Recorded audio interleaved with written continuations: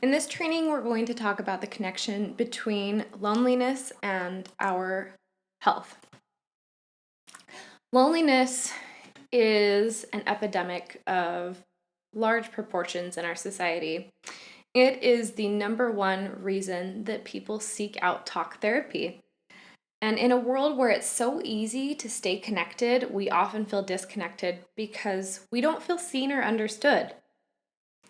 Love and belonging are at the heart of fighting loneliness. There are two types of feelings of being in a group.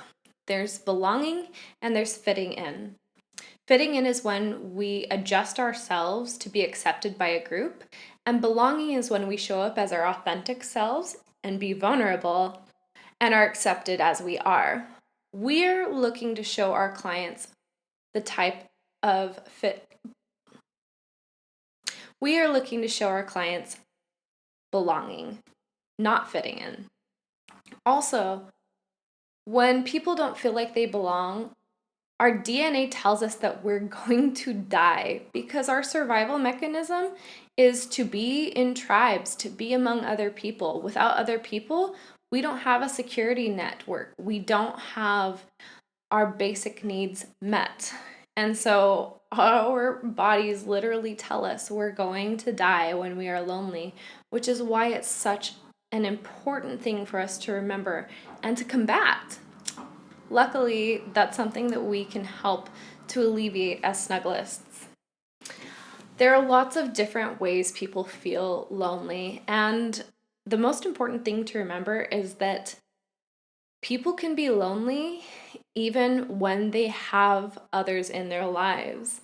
They can have a romantic partner, they can have children and family close by, they can have a large group of friends and still feel lonely, because loneliness isn't about having people around you, it's about not feeling seen, about not feeling understood and valued exactly as you are. There's a lack of vulnerability, and sometimes people just don't feel that love and belonging. They just feel like they're fitting in. Social media aggravates all of this. We miss a face to face interaction. There is this epidemic of comparison where people look at somebody else and think that their life is so much better because all they're seeing is that photo finished presentation of another person's life. And that makes us feel even less connected. It's important to remember that social media is a tool and not a substitute for real connection. We can feel socially isolated even when there's people in our lives, and clients will come to you like that.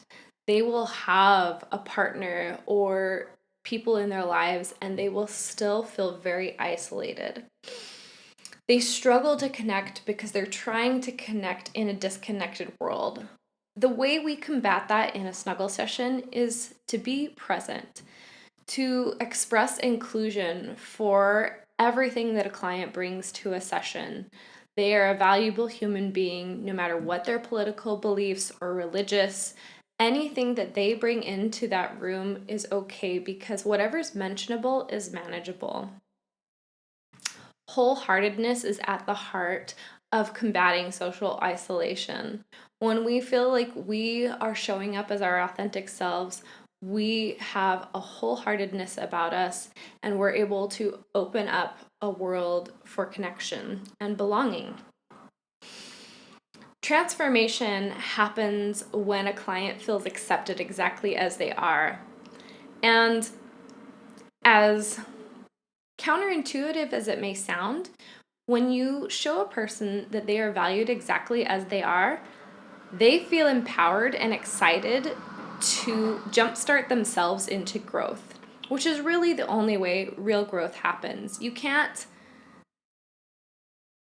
make a horse drink the water, but you can lead them there. And we can do that by helping our clients feel accepted exactly as they are. And it's important to remember that we're in a unique situation. There are other places in the world where touch is a cultural norm, and it doesn't have to be the way that it is here. we can help make a world where our job is obsolete. I mean, that's the dream, isn't it? Like, imagine a world where snuggle buddies isn't necessary. And that's the world we're trying to help build.